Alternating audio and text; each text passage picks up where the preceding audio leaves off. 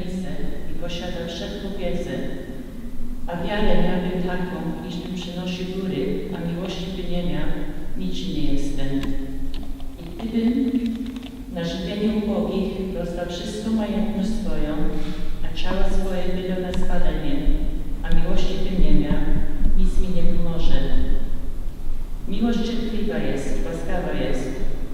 Miłość nie zazdrości, nie działa obłudnie, nie nadyma się, nie łaknie czci, nie szuka swego, nie wpada w gniew, nie pamięta urazy, nie cieszy się z niesprawiedliwości, ale współweseli się z prawdy.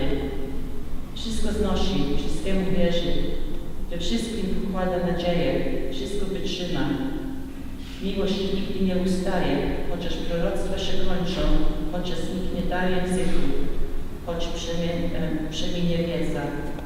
Oto Słowo Boże.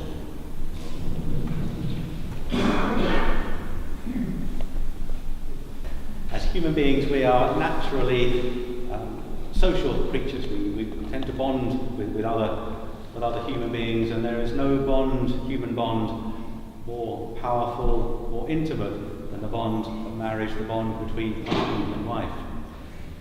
And as Christians, we also see that particular bond of husband and wife as reflecting the bond between Christ and his church. That love that Christ has for his church is reflected in that sacrament, in that bond of marriage.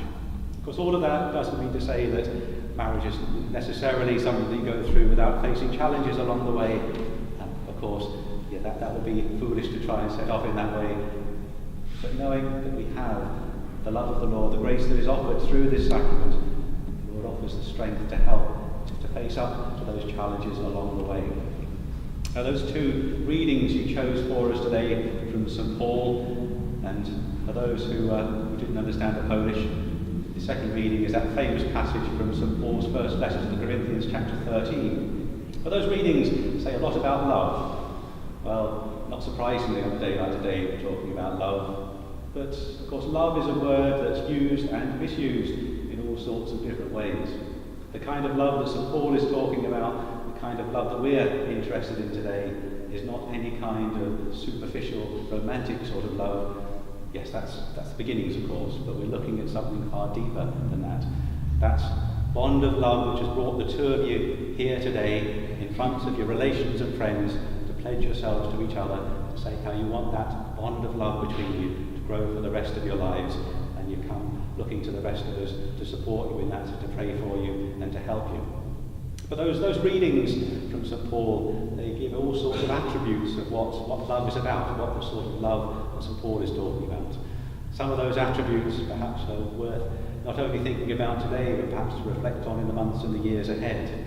All those things like kindness and humility, being ready to forgive, treating each other with kindness, with compassion, and so on. Those sort of things to help you to realise how that bond that has grown between you will continue to grow and to deepen as you show that respect, that love for each other.